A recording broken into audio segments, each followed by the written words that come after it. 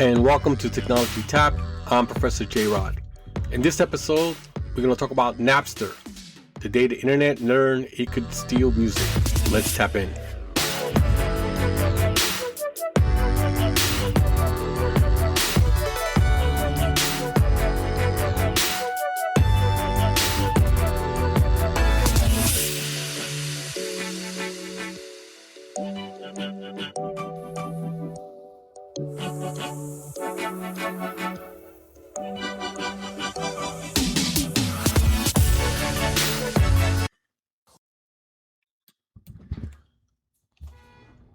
Welcome back to Technology Tap. I'm Professor J. Rod. For those who don't know me, I'm a cybersecurity professor who loves to help students pass their CompTIA, A+, Network Plus, and Security Plus, and coming soon, Tech Plus. If you want to follow me, I'm on social media. On TikTok, I'm at Professor J. Rod. On Instagram, I'm at Professor J. Rod. On Facebook, I'm at Technology Tap Podcast. You can email me at Professor J. Rod, that's JROD, at gmail.com. And if you want to be a nice person and buy me a cup of coffee, you can buy me a cup of coffee / Professor J. Rod. All right. There's a moment usually late at night when technology changes quietly. No headlines, no press release, no executive on stage. Just someone, somewhere, solving a small problem and accidentally breaking an entire industry. Napster was one of those moments. Before playlists, before streaming, before the cloud felt invisible and permanent, before music lived everywhere, it lived somewhere very specific. On plastic, on shelves, behind glass, and that mattered. In the 1990s, music was not abstract. It had weight. You held it in your hands. A compact disc came in a rigid plastic case. Sharp corners, brittle hinges, a paper booklet folded inside like a small newspaper. You could crack it if you dropped it. You could scratch it if you were careless. And if you lost it, it was gone. To get music, you had to go somewhere, a mall, a record store, a place with fluorescent lights and listening stations bolted to the floor. Tower Records, Sam Goody, Virgin Megastore. Entire businesses built on the idea that music had a physical home. And more importantly, the access could be controlled. The music industries of the 1990s was one of the most centralized media systems in history. A small number of record labels decided who got signed, what got recorded, what got promoted, and what got played. Radio stations didn't just play songs, they played approved songs. Retailers didn't just sell albums, they sold what labels shipped. And customers didn't buy songs, they brought bundles. You wanted track 4? You paid for tracks 1 through 12. That wasn't an accident. That was the business model. And it worked spectacularly well. Compact discs were a gold mine. They were cheap to manufacture, durable enough to ship, and marketed as perfect sound forever. Record labels convinced customers to rebuy entire catalogs in vinyl, then cassette, then CDs. Same music, new format, full price. Again. And by the late 1990s, CD profit margins were enormous. Executives were comfortable, very comfortable, and that comfort would prove dangerous. Meanwhile, the internet was growing, but quietly. No smartphones, no social media, no cloud storage as we know it. Most households connected through dial-up modems. That sound, the shrieking handshake of tones, was the price of entry. And while the internet was useful, it was not yet essential. Email, web pages, message boards, sure. Music, that still belonged in the physical world. At least it was supposed to be. This is where everything changes. Not with Napster, but with compression. MP3s didn't just shrink music, they redefined it. A song was no longer a product, It was a file, a sequence of bits that could be copied perfectly, endlessly, without loss. And once music became data, it obeyed the rules of the internet, not the record store. Long before Napster, music sharing already existed, but it was fragmented, underground, technical. You needed an FTP access, IRC channels, knowledge of servers and commands. This wasn't mainstream piracy. It was a niche, messy, or unorganized. The music industry noticed, but didn't fear it yet. Enter a teenager with a handle. His name was Sean Fanning. Online, he went by Napster. And he wasn't trying to destroy the industry. He was trying to find songs. That was it. That was the problem. In the late 1990s, MP3 existed everywhere, but they were impossible to locate. There was no index, no Google for music.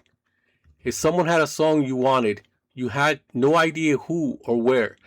And Sean Fanning saw that as a search problem, not a legal one. So he built something simple, elegant, dangerous. Napster did not store music. This point is critical. Napster created a central index of file names, a direct peer-to-peer connections between users. Your computer directly talked to another user's computer. Napster just introduced you. That architecture will later define everything that happened.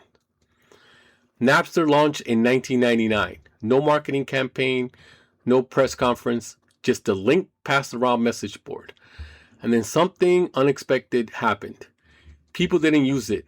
They flooded it. College students had fast connections, shared culture, and unlimited curiosity. Dorm rooms became data centers. Hard drives filled overnight. Entire music collections transferred between strangers who never spoke. This wasn't theft in their minds. It was sharing. For the first time in history, music discovery was unlimited. Geography disappeared. Ownership felt optional. You didn't need to buy music to love it.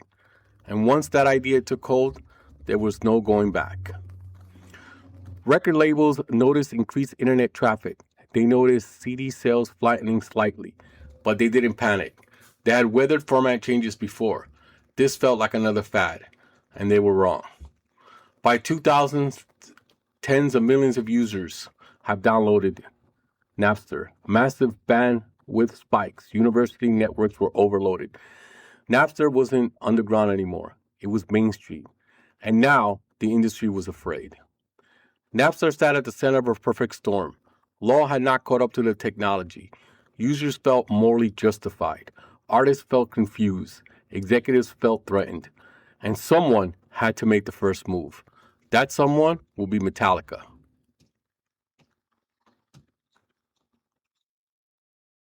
There's a moment in every technological revolution when experimental ends and consequences begin. For Napster, that moment arrived not in a server room, but in a courtroom. In April of 2000, the band Metallica did something no major artist had done before. They sued Napster, not quietly, not cautiously, publicly, aggressively, and the internet reacted violently. From Metallica's perspective, this was an abstract, unreleased track from an upcoming album were already circulating online. Not demos, not live bootlegs, studio quality recordings, songs that have never been sold. For artists who pride themselves on creative control, this felt like a betrayal. They weren't arguing against fans. They were arguing against loss of agency, and that distinction was lost online. Napster users didn't see Metallica as victims. They saw them as hypocrites. A band that built its reputation on rebellion, now defending corporate copyright. Fan forums exploded. CDs were destroyed on camera. Metallica shirts were burned. The internet has chosen a side, and it wasn't the one holding lawyers. This wasn't just a lawsuit. It was a generational collision. To the music industry, music was intellectual property. Distribution was a privilege. Control was essential. To users, music was culture. Sharing was natural. The internet felt inherited free. Both sides were right, and both sides were speaking different languages. Soon, the industry followed. The Recording Industry Association of America filed suit. This wasn't about one band anymore. This was about presidents, control, and survival. If Napster survived, nothing else mattered. Napster didn't deny what users were doing. Instead, it argued something radical. We don't host music, we just connect people. They compared themselves to phone companies, internet service providers, neutral platforms. The implication was dangerous. If Napster lost, what came next? Search engines, email providers, web hosts? The courts had to decide. Napster leaned on the Digital Millennium Copyright Act, safe harbor protections.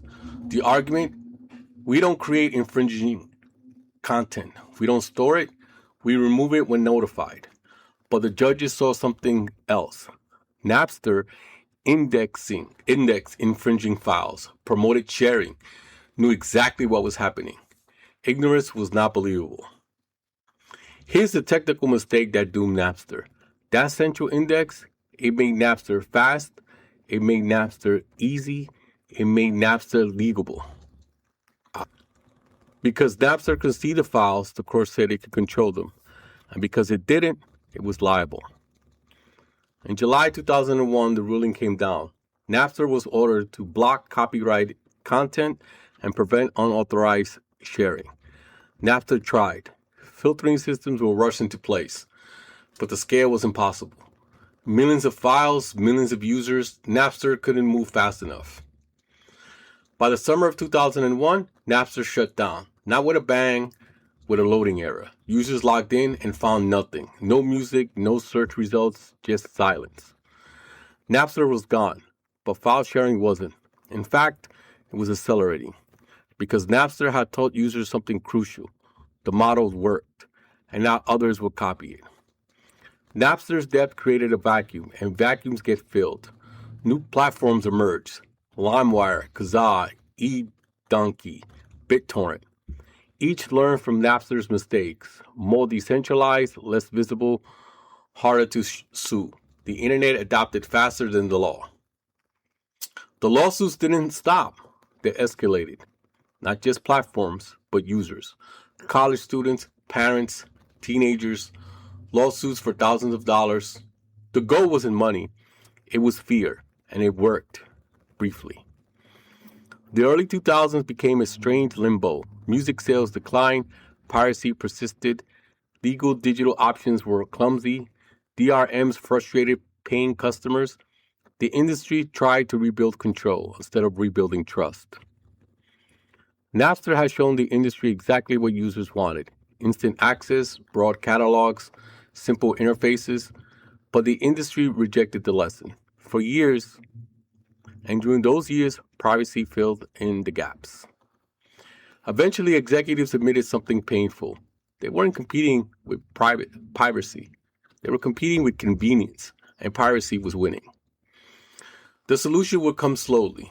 Downloads first, subscriptions later, but every model that worked shared one truth. Users didn't want files. They wanted music everywhere. Napster had already told them that. Napster, the company, filed for bankruptcy. Its name would later be sold, restructured, resurrected, and rebranded. But Napster, the idea, had already escaped, and it was changing the internet itself. When Napster shut down, something unexpected happened. The music didn't stop moving. It moved faster. For millions of users, the shutdown felt personal. Napster wasn't just software. It was a habit, a community, a new way of understanding music, and overnight it was gone. But the internet had already learned the trick. Napster's greatest strength has been its weakness, the central index. So the next generation of file sharing systems asks a simple question: what if there is no center? And with that, the Wild West began. LimeWire didn't feel like Napster. It felt messier, riskier, uncontrolled. Search results were chaotic, file names were unreliable, viruses spread alongside music, but LimeWire had one advantage. It wasn't easy to shut down because there was no single door to kick in. Kazaa took things further. Built on the Fast Track network, it scaled globally. Movies, TV shows, software, file sharing was no longer just about music. It was media, all media. and the industry was losing control across the board. This was the key shift. Users were no longer customers. They were servers, distributors, and archivists. Every laptop was a node. Every hard drive was a library. The internet wasn't just connecting people anymore. It was turning them into infrastructure. Then came BitTorrent, not a company, a protocol. BitTorrent broke files into pieces. You downloaded from dozens of strangers at once, and as you downloaded, you uploaded. Sharing was no longer optional. It was built into the system. This was Napster's philosophy perfected. By the mid-2000s, piracy was harder to track. Platforms were harder to sue. Users were harder to scare. Lawsuits continued, but they felt futile because the internet wasn't one thing anymore. It was a behavior. The industry believed piracy was the enemy, but piracy was a symptom. The real problem was this. Music had become on-demand culture, and the industry was still selling ownership.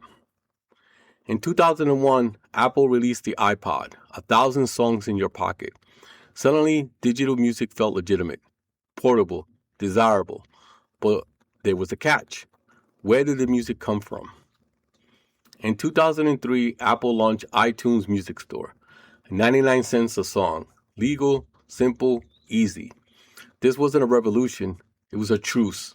And it worked, partially. Downloads slowed piracy, but they didn't stop it because ownership still wasn't the goal. By now, users expected instant access, entire catalogs, and no frictions. Napster had rewired expectations, and the expectations are harder to sue than software. The mid-2000s became a holding pattern. Record labels hesitated, technologies companies experimented, piracy continued quietly. Everyone knew the old system was dead. No one agreed on what came next. Slowly, painfully, the realization set in. You don't compete with free by charging less. You compete by doing better. Better discovery, better access, better experiment, better experience, and that instant will lead to streaming. Streaming wasn't about files. It was about access, availability, and convenience. You didn't download music, you visited. And that's privacy's biggest advantage. Napster taught users three things. Music should be searchable, music should be immediate, and music should be everywhere. Streaming didn't invent these ideas. It formalized it. Napster was illegal. Streaming is licensed, but both rely on the same cultural assumption that music is no longer a thing you own. It is a service you access. By the late 2000s, the chaos began to settle. Not because piracy disappeared, because legal options finally felt better. The Wild West was ending, but its lesson was permanent. By the time the chaos settled, by the time the lawsuits faded into paperwork, by the time piracy stopped being a headline, something irreversible had happened. The internet had changed how humans relate to culture, and Napster was the moment it became obvious. Napster didn't just move music, it rewired expectations. After Napster, users believed deep down that music should be instant, searchable, and portable. Not because a company promised it, not because they have experienced it. And once people experience something, they don't unlearn it. The critical shift wasn't legal, it was psychological. Before Napster, music was a thing. After Napster, music was a flow, something that moved, something that passed through devices, something that existed everywhere and nowhere at once. The idea would soon reshape everything, not just music. Streaming didn't emerge because the record label had a vision. It emerged because resistance failed. After years of fighting users, the industry accepted reality. You cannot sell scarcity in a world of perfect copies. Instead, you sell convenience, reliability, and experience. Streaming wasn't the industry's first choice. It was the only one left. When platforms like Spotify appeared, they weren't revolutionary because of technology. They were because of alignment. They aligned with what Napster had already taught users. You don't need to own the files. You just need the access. Everything should be available all the time. Spotify didn't invent music streaming. It perfected the Napster promise legally. Napster normalized a radical idea. Your data doesn't need to live with you. It can live somewhere else. That logic didn't stop at music. It spread to photos, documents, software, movies, TVs. Cloud computing didn't just win because it was efficient. It won because Napster made remote access feel natural. Napster asked a dangerous question. Why own what you can access? Streaming answered it, but ownership never disappeared. It just changed form. You no longer own music, you rent access. And the trade-off, convenience for control, defines modern digital life. For artists, the post-Napster world is complicated. Streaming pays less per play. Algorithms replace radio programmers. Discovery is broader but noisier. Napster removed the gatekeepers, but it also removed protection.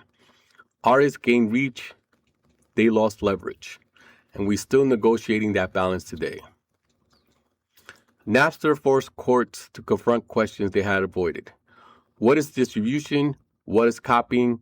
What does ownership mean in a digital world?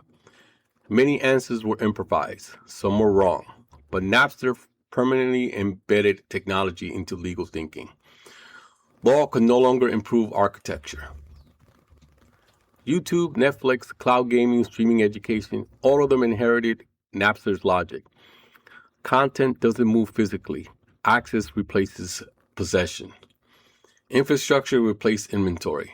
Napster wasn't about music. Music was just the first domino. There is no going back to limited catalogs, regional releases, or delayed access. The internet crossed a cultural line with Napster, and history doesn't uncross lines. Napster didn't create piracy. It revealed demand. It revealed frustration. It revealed a mismatch between technologies and business. If Napster hasn't existed, something else would have done the same job. The post-Napster internet learned platform matters, architecture is politics, and control flows design. Every debate today, AI training data, streaming royalties, digital ownership echoes Napster, because Napster was the first time culture collided with code at scale. Napster's name still exists, rebranded, licensed, and safe. But the original Napster didn't survive because it couldn't. It didn't survive because it wasn't meant to. Its purpose was disruption, and it succeeded completely. Napster didn't steal music. Napster taught the internet how culture behaves once it becomes data. And once the lesson was learned, there was no undo button. Every time you press play on a streaming app, you're hearing an echo from a dorm room in 1999. This has been Technology Tap. I'm Professor J. Rod, and remember, keep tapping into technology.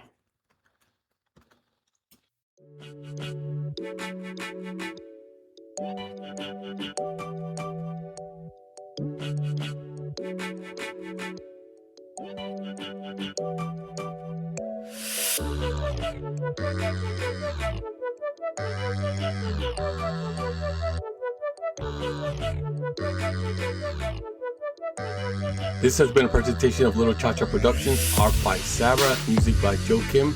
We're now part of the Pod Match Network. You can follow me at TikTok at Professor J Rod, that's J-R-O-D, or you can email me at professorjrod, J-R-O-D, @gmail.com.